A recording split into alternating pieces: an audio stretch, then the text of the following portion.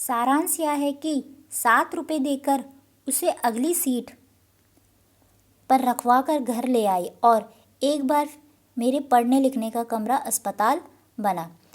पंजू की मरहम पट्टी और देखभाल करने पर वह महीने भर में अच्छी हो गई। अब वो कहती है कि मुझसे उसकी हालत अर्थात मोरनी की हालत देखी नहीं गई, इसलिए मैं उसे घर ले आई। मैंने उसकी फिर से मेरा घर क्या है, पिंजरा घर बन गया, क्योंकि मैंने उसे अपने ही कमरे में रखा, उसकी देखभाल की और देखभाल करते करते महीना हो गया और महीने भर में वो अच्छी होने लगी। उंगलियों वैसे ही टेढ़ी मेढ़ी रही, परंतु वह ठूठ जैसे पंजों पर डगमगाती हुई चलने लगी। तब उसे जाली घर में पहुंचाएगा और नाम रखा गया कुब्जा। अब वो बोलती है कि जब वो ठीक हो गई तो फिर मैंने उसे भी जाली घर में पहुंचा दिया और उसका नाम कुब्जा रख दिया। नाम के अनुरूप वह स्वभाव से भी कुब्जा ही प्रमाणित हुई। वो बोलती है कि जैसा उसका नाम कुब्जा था वो वैसे ही स्वभाव से भी कुब्जा प्रमाणित हुआ। अथवा अब तक नीलकंठ और राधा साथ रहते थे, अब कुब्जा उन्हें साथ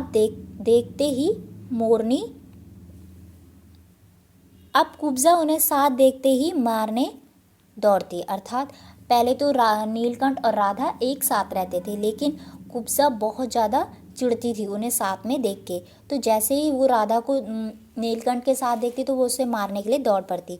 चोंच से मार मार कर उसने राधा की कलगी नोच डाली, पंख नोच डाले। कठिनाई यह थी कि नीलकंठ उससे दूर भागता था और उसके साथ रहना चाहती थी। ना किसी जीव जंतु से उसकी मित्रता थी, ना वह किसी को नीलकंठ के समीप आने देना चाहती थी। अर्थात वो नीलकंठ को बहुत अच्छा मानती थी, इसीलिए वो राधा को भी कष्ट पहुंचाती रहती थी, क्योंकि राधा और नीलकंठ एक साथ रहते थे। वो नीलकंठ के साथ केवल अपने आप रहना चाहती थी और किसी को भी नहीं रखना चाहती थी और किसी और की मित्र भी नहीं बनना चाहती थी।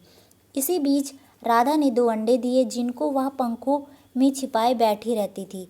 पता चलते ही कुब्जा ने चोंच मारकर राधा को ढकेल दिया और फिर अंडे फोड़कर ठूठ जैसे पैरों से सब और चिथरा दिया। अर्थात तब राधा ने 2 अंडे दिए और उस जैसी कुब्जा को पता चला तो कुब्जा ने उन अंडों को तोड़ दिया। इस कला कोलाहल से और उससे भी अधिक राधा की दूरी से बेचारे नीलकंठ की प्रसन्नता का अंत हो गया और जो नीलकंठ है वो उदास रहने लगा और राधा और भी उदास रहने लगी। कई बार वह जाली के घर से निकल भागा। एक बार कई दिन भूखा प्यासा आम की शाखाओं में छिपा बैठा रहा, जहाँ से बहुत पुचकार कर मैंने उतारा। एक बार मेरी खिड़की के सेट पर छिपा रहा।